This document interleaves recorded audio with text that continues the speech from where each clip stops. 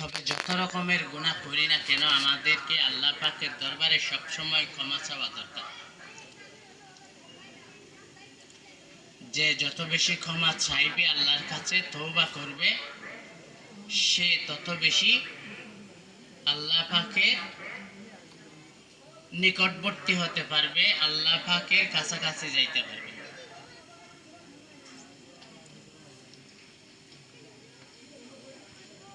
আল্লাহ পাক পবিত্র কোরআনের মধ্যে বলেছেন, ইয়া আইয়ুহাল্লাযিনা আমানু, ও আমার ইমানদার বান্দারা, তুবু ইলাল্লাহি তাওবাতান নাসুহা, আল্লাহ পাকের দরবারে তোমরা তওবা করো।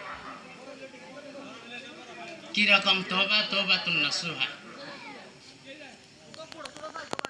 প্রকৃত তওবা, প্রকৃতভাবে আত্মসমর্পণ করা আল্লাহ পাকের দরবারে। হযরতে আদম আলাইহিস সালাতু ওয়াস সালাম আল্লাহকে জিজ্ঞাসা করেছিলেন, ইয়া আল্লাহ, আপনি তো শয়তানকে এমন শক্তি দান করেছেন মানুষের শিরা উপশিরায় পর্যন্ত মিশে যাইতে পারে।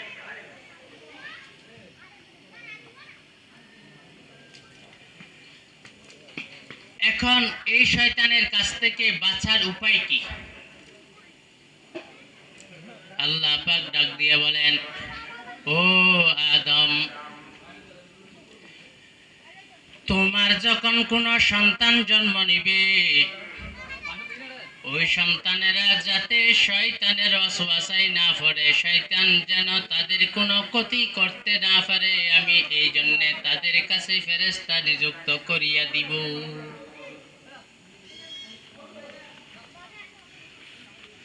হযরতে আদম আলাইহিস সালাতু ওয়াস সালাম বললেন, ইয়া আল্লাহ, আর একটু বাড়িয়ে দেন। আল্লাহ পাক ডাক দিয়ে বলেন, ও আদম, যদি তোমার কোনো সন্তান সন্ততি যদি একটা নেকি কাজ করে, একটা ভালো কাজ করে, আমি তার ভালোর বদলায় 10টা নেকি দান করব।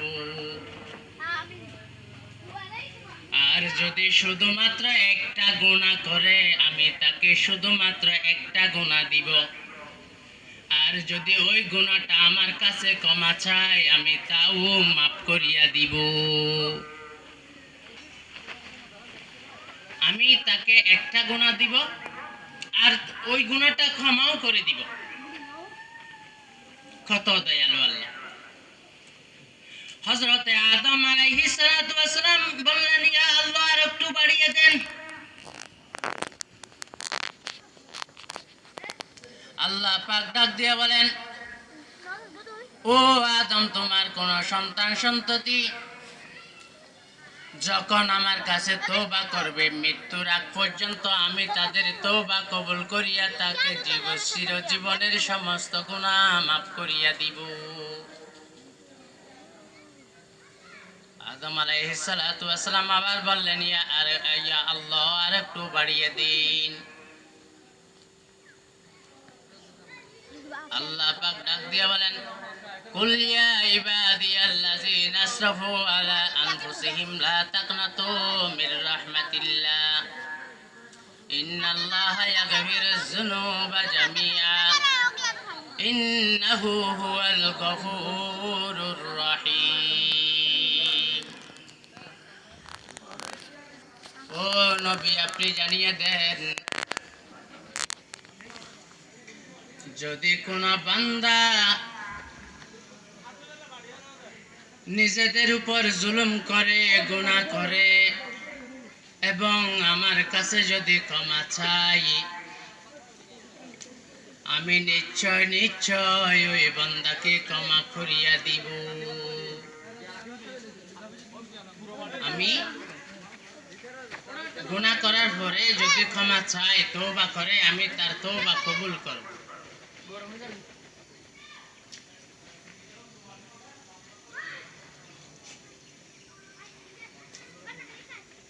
তওবা এমন একটা জিনিস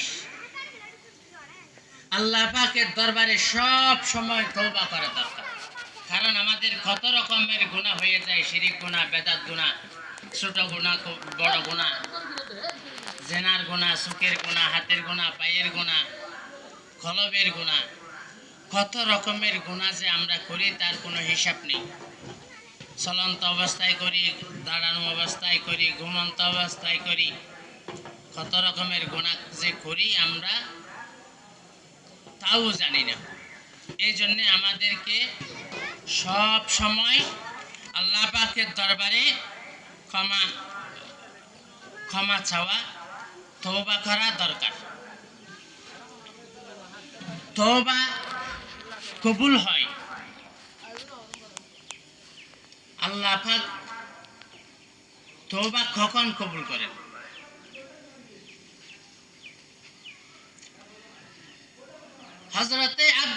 হযরতে আব্দুর রহমান সুলামি রাদিয়াল্লাহু তাআলা আনহু হতে বর্ণিত, তিনি বলেন, আমি সাহাবীদের এক মজলিসে বসা ছিলাম। ওইখানে সমস্ত সাহাবীরা একজন একজন বলতেছে, আমি রাসূলুল্লাহ সাল্লাল্লাহু আলাইহি ওয়াসাল্লামকে বলতে শুনেছি, যদি কোনো ব্যক্তি মৃত্যুর আধা দিন আগে যদি তওবা করে, আল্লাহ পাক তার তওবা কবুল করিয়া নেন। এই কথা বলার পরে অন্য আরেকজন সাহাবী বলতেছেন, আমি রাসূলুল্লাহ সাল্লাল্লাহু আলাইহি ওয়াসাল্লামকে বলতে শুনেছি, যে ব্যক্তি মৃত্যুর 1 ঘন্টা আগে তওবা করবে, আল্লাহ পাক তার তওবা কবুল করে নিবেন। আর একজন সাহাবী বলতেছে, যদি কোনো ব্যক্তি মৃত্যুর সময়ও যদি আল্লাহর দরবারে তওবা করে, আল্লাহ পাক তার তওবা কবুল করিয়া নেন। মৃত্যুর সময় যে এখন মারা যাবে অবস্থায়, এ সময়ও যদি তওবা করে থাকে, আল্লাহ পাক তার তওবা কবুল করে নেবেন।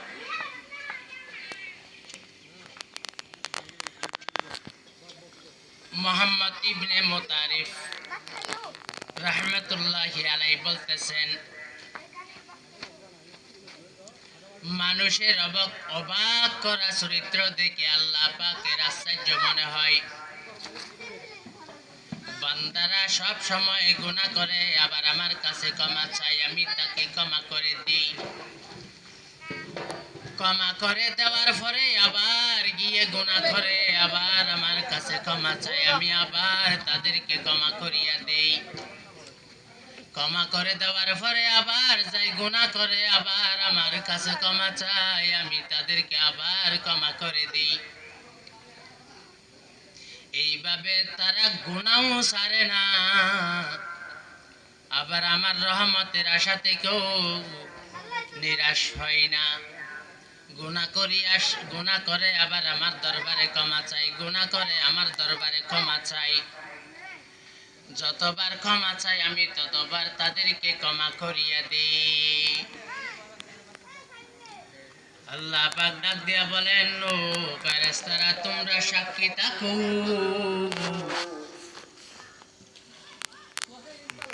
বান্দারা আমাকে ভয় করিয়া আবার আমার কাছে যেহেতু ক্ষমা চায়, আমি এই জন্য আমার বান্দাদেরকে চিরজীবনের জন্য মাফ করিয়া দিয়েছি, তোমরা সাক্ষী থাকো।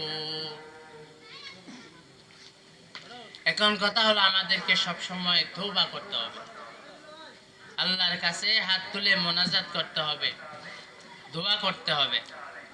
সব সময় তওবা, এটা আমাদের প্রয়োজন। গুনাহ হয়ে গেলে কি করতে হবে? হযরতে আবু বকর রাদিয়াল্লাহু তাআলা আনহু বলেন, যদি কোনো বান্দা যদি গুনাহ করে ফেলে, তাকে সর্বপ্রথম ভালোভাবে ওযু করিয়া 2 রাকাত নামাজ পড়িয়া আল্লাহর দরবারে হাত উঠাইয়া দোয়া করিয়া কান্দিয়া কান্দিয়া যদি ক্ষমা চায়, আল্লাহ পাক তার দোয়া কবুল করিয়া তাকে ক্ষমা করিয়া দিবেন। মালাউনের শপথ, ইবলিস শয়তান, আল্লাহ পাক যখন ইবলিস শয়তানকে আসমান থেকে নিচে নামিয়ে দেওয়া হয়, আল্লাহ পাকের দরবারে ইবলিস ডাক দিয়া বলেন, ও ইয়া আল্লাহ,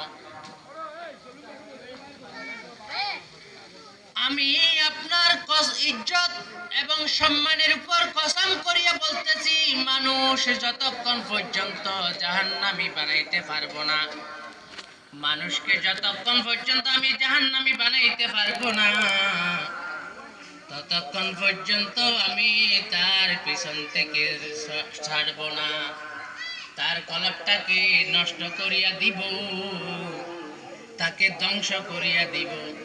যতক্ষণ পর্যন্ত তার মৃত্যু হবে না, ততক্ষণ পর্যন্ত আমি তার সাথে লেগেই থাকব। আল্লাহ পাক শয়তানকে ডাক দিয়া বলেন, ও ইবলিস শুনো, আমি মওলা কত দয়ালু তুমি তো জানো না। মানুষের গুনাহ তো, মানুষ তো গুনাহ করবে, এটাই তো স্বাভাবিক। যদি কোন বান্দা গুনাহ করে ফেলে আমার কাছে ক্ষমা চায়, আমি তাকে ক্ষমা করিয়া দিব। এমনকি মৃত্যুর সময় পর্যন্ত মৃত্যুর সময়ও যদি আমার কাছে তওবা করে, আমি তার তওবা কবুল করিয়া তাকে জান্নাতি বানাইয়া দিব।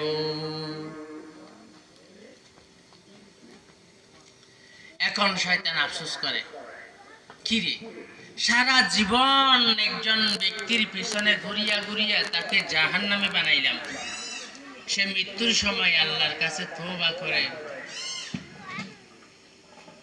আল্লাহ পাক তাকে তো ক্ষমা করে দিলেন। এটা শয়তানের বড় আফসোস।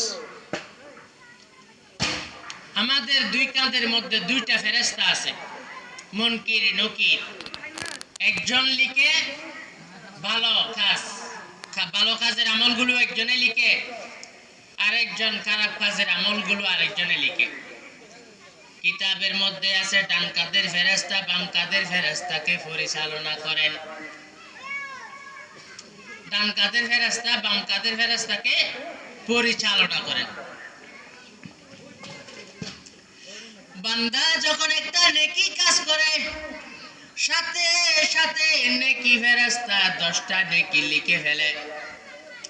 আর বান্দা যদি একটা গুনাহের কাজ করে, ওই গুনাহটা যখন লিখতে যায়, ডান কাঁধের ফেরেশতা তখন তাকে নিষেধ করে, বলে একটু অপেক্ষা করো, আর একটু অপেক্ষা করো, সে এই গুনাহটার ক্ষমা চায় কিনা দেখি, অথবা একটা ভালো কাজ করে কিনা দেখি।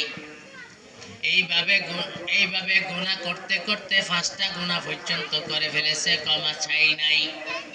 5টা গুনাহ করার পরে একটা ভালো কাজ করেছে।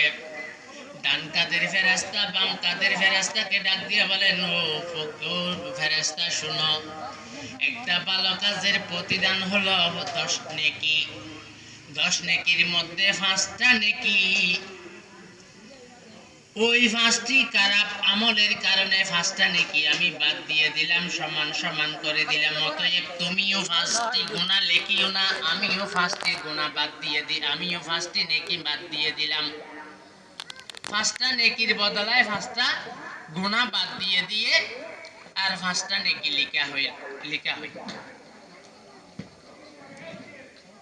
তওবার কত বড় বরকত। যদি বান্দা তওবা না করে, গুনাহগুলো সব সময় তার জীবনের সাথে থেকে যাবে। আল্লাহর কাছে সব সময় তওবা করতে হবে। গুনাহ তো হবেই, মানুষ মাত্রই ভুল। মানুষের গুনাহ ছাড়া জীবন যায় না, গুনাহ আছেই আছে, কিন্তু আল্লাহর কাছে তওবা করতে হবে। তওবা ছাড়া কোনো বিকল্প নাই। ইবলিশের চিৎকার, ইবলিশ মাঝে মধ্যে চিৎকার করে। ইবলিশ শয়তান যখন একজন মানুষকে ঘুরাইয়া ঘুরাইয়া তার কলবটাকে কালো করে দিছে, অন্ধকার করে দিছে, ঈমান থেকে মুছে দিছে, ইসলাম থেকে অনেক দূরে চলে গেছে। হাদিসের মধ্যে আছে, যদি শেষ সময় যদি ওই মানুষটা আল্লাহ পাকের দরবারে তওবা করে, আল্লাহ পাক তার তওবা কবুল করিয়া তাকে ক্ষমা করে দেন এবং আগে তার যে মর্তবা ছিল তার চাইতেও মর্তবা আরো লক্ষ গুণ বাড়িয়ে দেন। ইবলিশ শয়তান বলতেছে, আমি তাকে এত বিভ্রান্তি করেছি, কিন্তু সে তওবা করতে করতে আল্লাহর কাছে এমন মকবুল বান্দা হয়ে গেছে, কবুল হয়ে গেছে, আমি চিরজীবন আমি তার পিছনে যে এত দিন সময় ব্যয় করেছি, সেই ব্যয় তো বৃথা।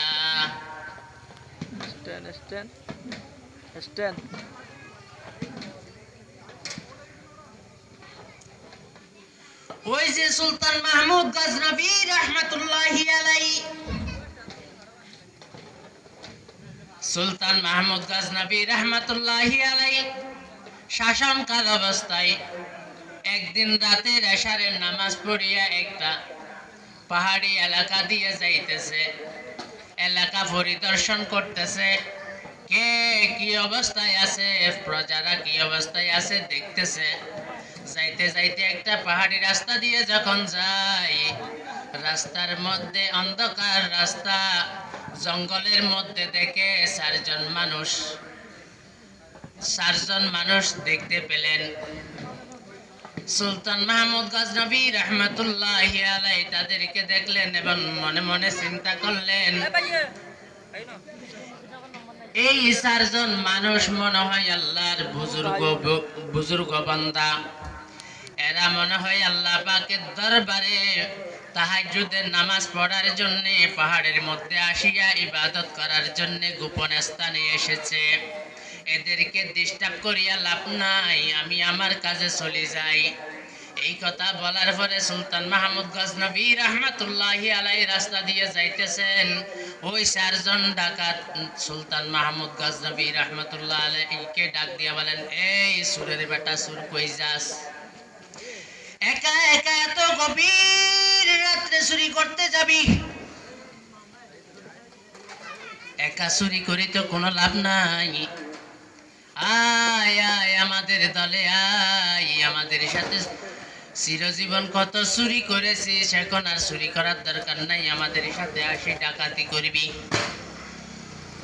সুলতান মাহমুদ গজনবী রহমাতুল্লাহি আলাইহি বলেন, আমি তো মনে করেছিলাম এরা বুজুর্গ তাহাজ্জুদের নামাজের জন্য রেডি হইতেছি, কিন্তু দেখি এরা তো বড় ডাকাত। যাই হোক, আগে গিয়ে দেখি তাদের অবস্থা জানি। যাওয়ার পরে এদের সাথে কথা হলো, একা একা চুরি করে তো কোনো লাভ হবে না, আমাদের দলের সাথে মিশে যা, আপনাদের দলের মধ্যে মিশতে পারে, অসুবিধা কি? ওই চারজন ডাকাত বলতেছে, আমাদের সাথে মিশতে হলে তোমার একটা গুণ লাগবে, যদি তোমার একটা গুণ থাকে আমাদের সাথে যাইতে পারবে।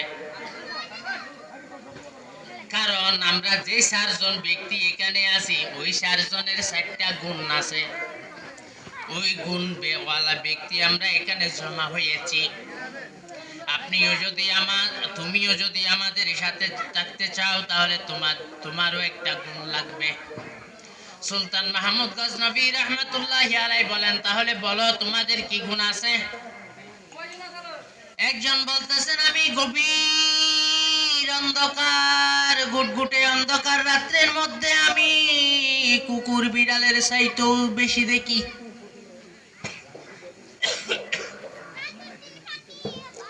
আমার চোখের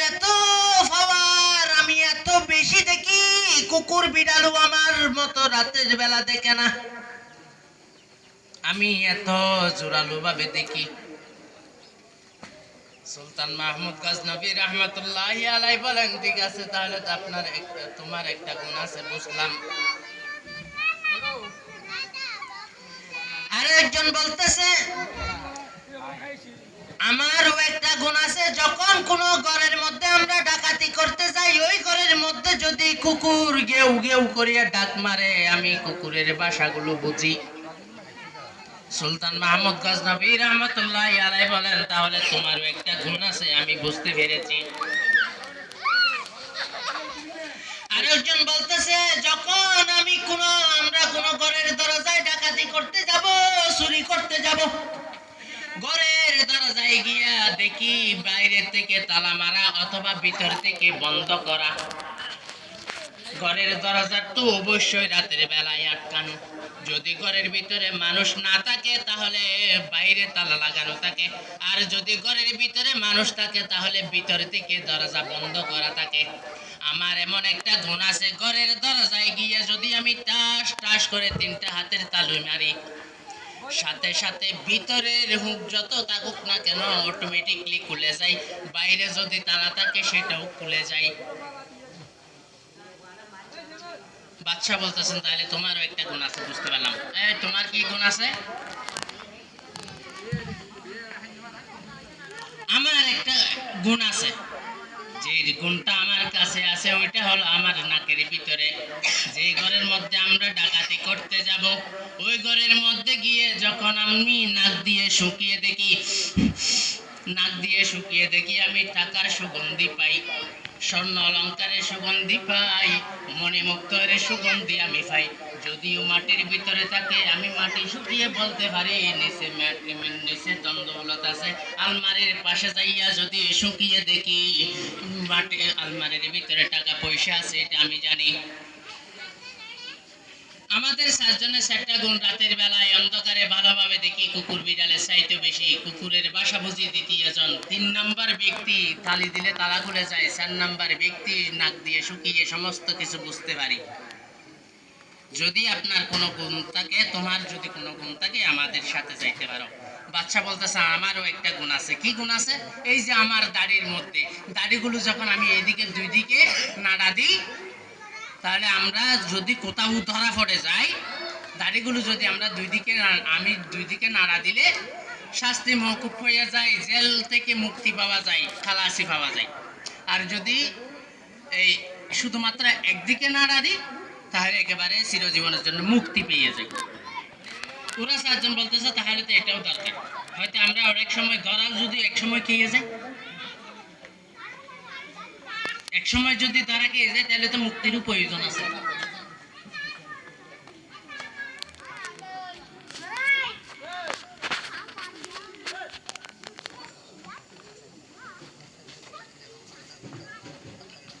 আচ্ছা, আগে বয়ান করিব ইনশাল্লাহ, আর ধৈর্য সহকারে বই। আসসালামু আলাইকুম ওয়া রাহমাতুল্লাহি ওয়া বারাকাতুহু, ওয়া আখিরু দাওয়ানা আলহামদুলিল্লাহি রাব্বিল আলামিন।